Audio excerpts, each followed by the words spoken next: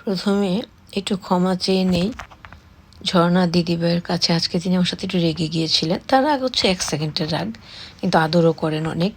রেগে যাওয়ার কারণ আছে, আমি প্রমিস করেছিলাম যে কথা কেটে নতুন করে কথা অ্যাড করে ভিডিও দিব, কারণ এরা এখানে যে বসে না, একটা ফ্যামিলির মতো করে বসে, তো অনেক ধরনের গল্প করে, আলাপ করে, এগুলো সবসময় সব কিছু দেওয়া ঠিকও না। কিন্তু আমি প্রমিস করে এসেছিলাম এবং আমার মনে সেই কাজটা আমি করেছিও, আসলে আমি করি নাই। তাই দিদিভাইয়ের কাছে আমি আন্তরিকভাবে দুঃখিত। আজকে দিদিভাইয়ের শাড়ি পর্ব হলো 89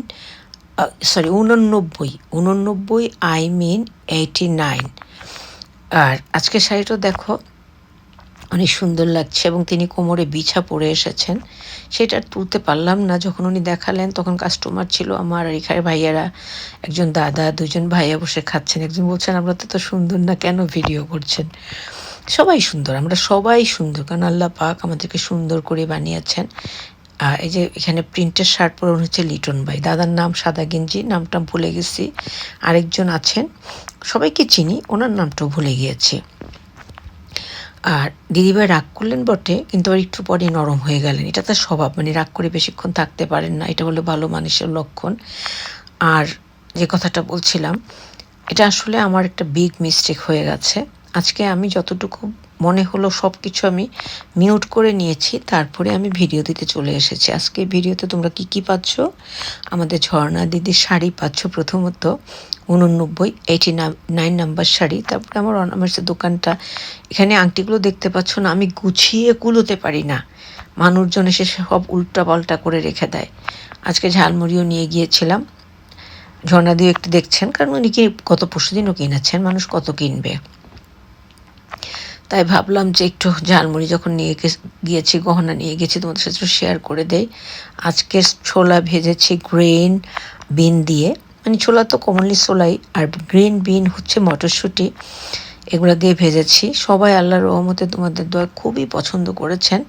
তারপরে পেঁয়াজুইটা একদম চাপা করে এনেছিলাম, তো অনেককে এমনি খাইয়েছি, অনেকেই কিনে খেয়েছে, আর এখন এগুলো আছে। তারপরে দিদিভাই, আমি বললাম যে দিদিভাই আমার সাথে রাগ করো না, কারণ আমি তো আসলে জানো যে আমার জীবনটা একটা যন্ত্রের মতো করে চলে। এটা বলতে দেরি হলো, তার হাসিটা দিতে দেরি হলো না। এই হলো আমাদের দিদিভাই, ঝর্ণা দিদিভাই।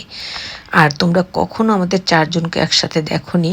ম্যাঙ্গো, টুইক্স, তারা অলরেডি মারামারি লাগিয়ে গিয়েছে।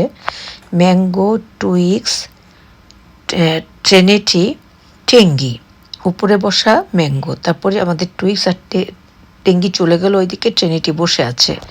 ভাবলাম যে চারজনকে এভাবে পাওয়াটা আসলে সৌভাগ্যের ব্যাপার। সেটা চিন্তা করেই তোমাদের সাথে, তোমাদের জন্য একটু ভিডিও করলাম। কাজ করছিলাম, যখন দেখলাম একসাথে, তাড়াতাড়ি মোবাইলটা হাতে নিলাম। ঘরে এসেছি জাস্ট 12টায়।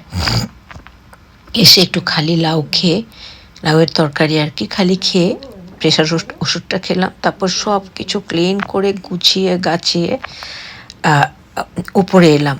এই যে এতক্ষণ নামাজ কালামগুলো আল্লাহর রহমতে কমপ্লিট করলাম, তাহাজ্জুদও পড়লাম, আজকে 2 রাকাত পড়লাম, আসলে আর শক্তি নেই। আর যখন ভিডিও করে নেড়ে একটু চালাক হয়ে গেছে। টুইসার টেঙ্গি দেখো দূরে সরে গিয়েছিল। ভালো থেকো সবাই, আসসালামু আলাইকুম রহমতুল্লাহি ওয়া বারাকাতুহু। আল্লাহ হাফেজ। যদিও আল্লাহ হাফেজ বলে ফেলেছি, পরে মনে পড়লো যে একটা কথা শেয়ার করি।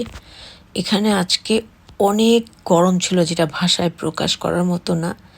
3 থেকে 3.5 ঘন্টা এই গরমে চুলার কাছে থেকে শেষে খালি গায়ে সমানে ঠান্ডা পানি ঢেলেছি। আর এত কষ্ট করতে হয়, গলাটা একদম ভেঙে যায়। আর বৃষ্টি হয়েছিল ফাঁকে, গাছে আজকে পানি দিতে হয়নি।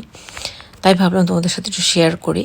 এই যে এতটা গরম, আর কানাডাতে আগুন লেগেছে, সেইটা আমেরিকাতে সেটার একটা প্রভাব পড়েছে। কীরকম জানো তো? ধোয়া ধোয়া একটা গন্ধ, আর সব কিছু অন্ধকার হয়ে গিয়েছিল প্রায় ঘন্টাখানিক, মানে অন্যরকম একটা ওয়েদার হয়ে গিয়েছিল। আসলে আল্লাহ পাক আমাদের অনেক কিছু দেখান। এই যে আমার মালপত্রগুলো আমি তখনও গুছাইনি, ওদের চারজনকে একসাথে দেখে আগে ভিডিওটা করলাম, দেন গুছিয়ে নিয়েছিলাম, সব কিছু গুছিয়ে ফেলেছি আলহামদুলিল্লাহ। যাই হোক, যে কথাটা বলছিলাম আর কি, এই জন্য আবার ফিরে এলাম। ভালো থেকে